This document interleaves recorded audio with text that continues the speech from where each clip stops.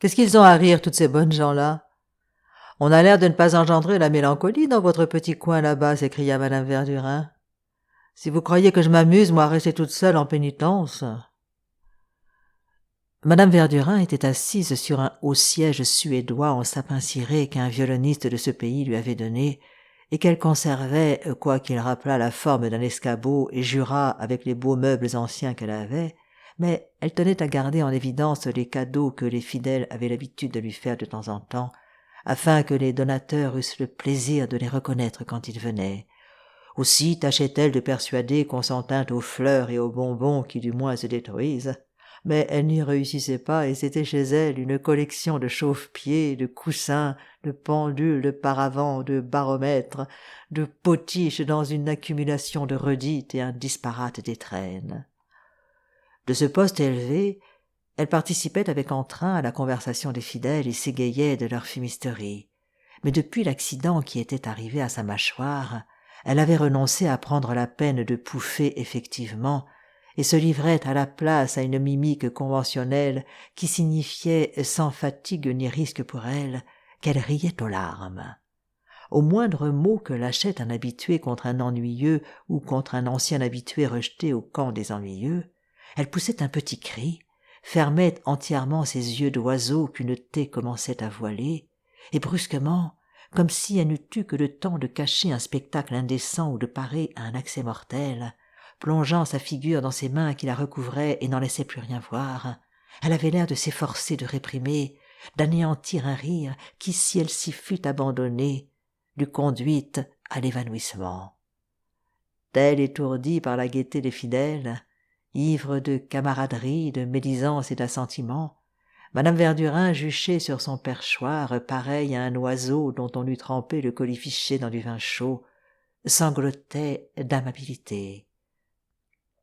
Cependant, M. Verdurin, après avoir demandé à Swann la permission d'allumer sa pipe, priait le jeune artiste de se mettre au piano. « Allons, voyons, ne l'ennuie pas, il n'est pas ici pour être tourmenté, » s'écria madame Verdurin. « Je ne veux pas qu'on le tourmente, moi. »« Mais pourquoi veux-tu que ça l'ennuie » dit M. Verdurin. « M. Swann ne connaît peut-être pas la sonate en fa dièse que nous avons découverte. Il va nous jouer l'arrangement pour piano. »« Ah non, non, pas ma sonate » cria madame Verdurin. « Je n'ai pas envie, à force de pleurer, de me ficher un rhume de cerveau avec névralgie faciale comme la dernière fois. Merci du cadeau, je tiens pas à recommencer.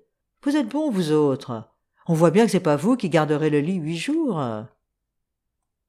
Cette petite scène qui se renouvelait chaque fois que le pianiste allait jouer enchantait les amis aussi bien que s'il avait été nouvelle, comme une preuve de la séduisante originalité de la patronne et de sa sensibilité musicale. Ceux qui étaient près d'elle faisaient signe à ceux qui plus loin fumaient ou jouaient aux cartes de se rapprocher, qu'il se passait quelque chose, leur disant comme on fait au Reichstag dans les moments intéressants « Écoutez, écoutez !» Et le lendemain, on donnait des regrets à ceux qui n'avaient pas pu venir en leur disant que la scène avait été encore plus amusante que d'habitude. « Eh ben voyons, c'est entendu, dit M. Verdurin, il ne jouera que l'andante. »« Que l'andante, comme tu y vas » s'écria Mme Verdurin. « C'est justement l'andante qui me casse bras et jambes. » Il est vraiment superbe, le patron. C'est comme si dans la 9e il disait « Nous n'entendrons que le final » ou dans les maîtres que l'ouverture. Le docteur, cependant, poussait Mme Verdurin à laisser jouer le pianiste, non pas qu'il crût fin les troubles que la musique lui donnait, il y reconnaissait certains états neurasthéniques, mais par cette habitude qu'ont beaucoup de médecins de faire fléchir immédiatement la sévérité de leurs prescriptions dès qu'est en jeu, chose qui leur semble beaucoup plus importante, quelque réunion mondaine dont ils font partie, et dont la personne à qui ils conseillent d'oublier pour une fois sa dyspepsie ou sa grippe est un des facteurs essentiels. « Vous ne serez pas malade cette fois-ci, vous verrez, dit-il. Et si vous êtes malade, nous vous soignerons. » « Bien vrai, » répondit madame Verdurin, comme si, devant l'espérance d'une telle faveur, il n'y avait plus qu'à capituler. Peut-être aussi, à force de dire qu'elle serait malade, y avait-il des moments où elle ne se rappelait plus que c'était un mensonge et prenait une âme de malade. Odette était allée s'asseoir sur un canapé de tapisserie qui était près du piano. « Vous savez, j'ai ma petite place, dit-elle à madame Verdurin. Celle-ci, voyant Swann sur une chaise, le fit lever. « Vous n'êtes pas bien, là. Allez donc vous mettre à côté d'Odette. N'est-ce pas, Odette? Vous ferez bien une place à monsieur Swann. » Quel joli Beauvais, dit avant de s'asseoir Swann qui cherchait à être aimable. Oh, je suis contente que vous appréciez mon canapé, répondit madame Verdurin.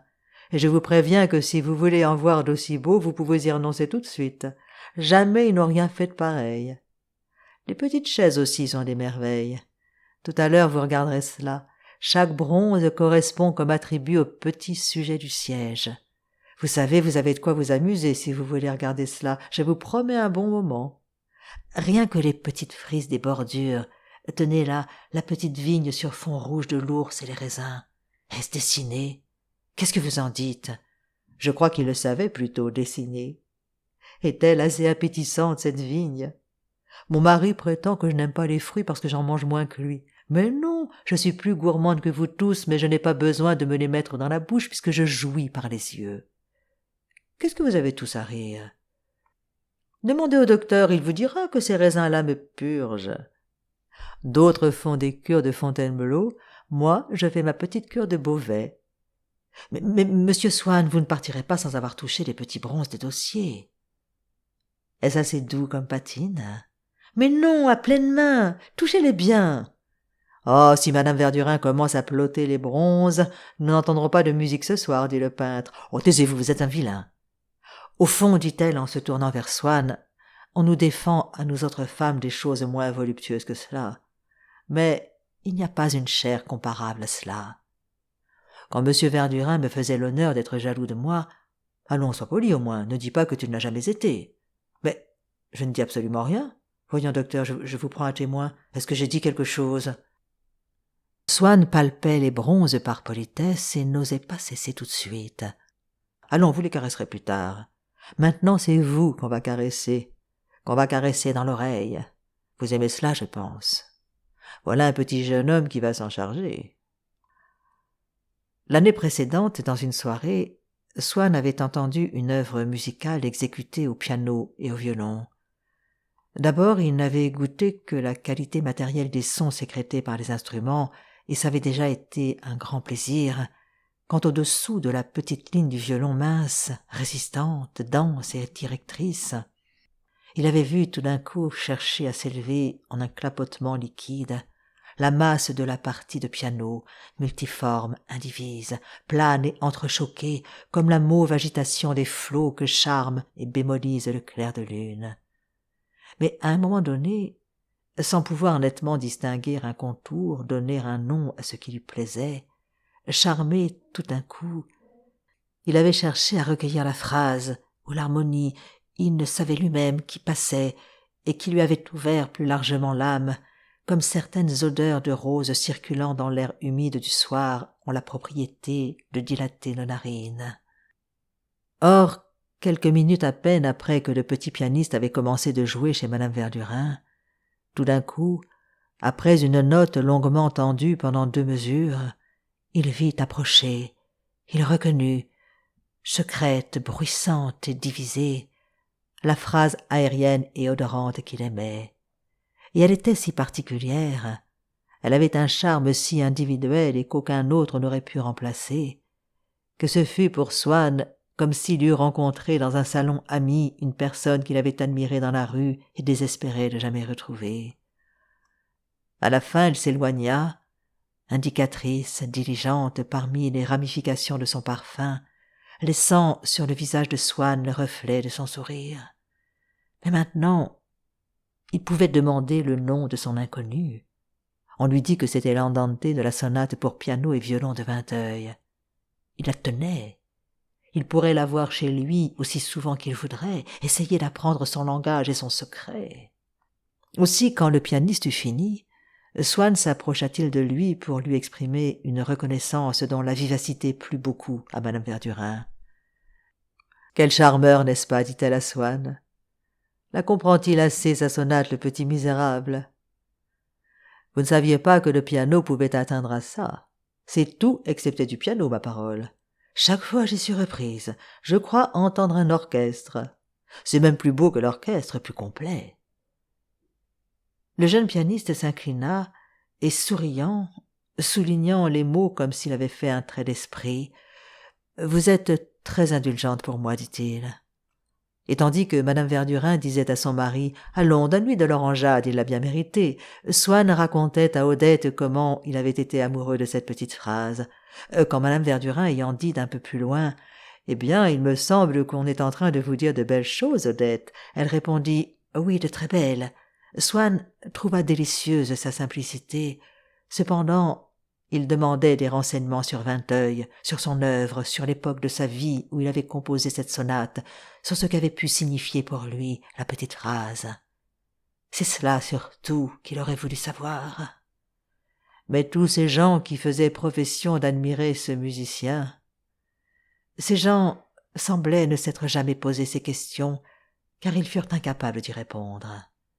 Même à une ou deux remarques particulières que fit Swann sur sa phrase préférée, « Tiens, c'est amusant, je n'avais jamais fait attention.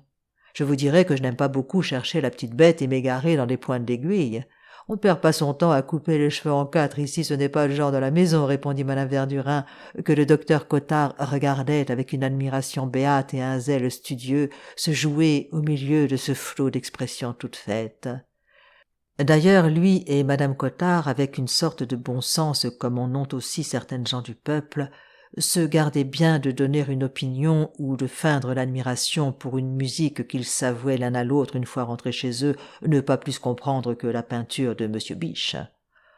Comme le public ne connaît du charme, de la grâce, des formes de la nature que ce qu'il en a puisé dans les poncifs d'un art lentement assimilé, et qu'un artiste original commence par rejeter ces poncifs, Monsieur et madame Cottard, image en cela du public, ne trouvaient ni dans la sonate de Vinteuil ni dans les portraits du peintre ce qui faisait pour eux l'harmonie de la musique et la beauté de la peinture.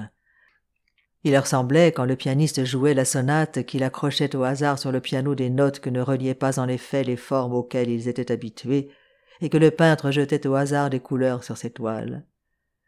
Quand dans celle-ci il pouvait reconnaître une forme, il la trouvait alourdie et vulgarisée, c'est-à-dire dépourvue de l'élégance de l'école de peinture à travers laquelle il voyait dans la rue même les êtres vivants, et sans vérité, comme si M. Biche n'eût pas su comment était construite une épaule, et que les femmes n'ont pas les cheveux mauves.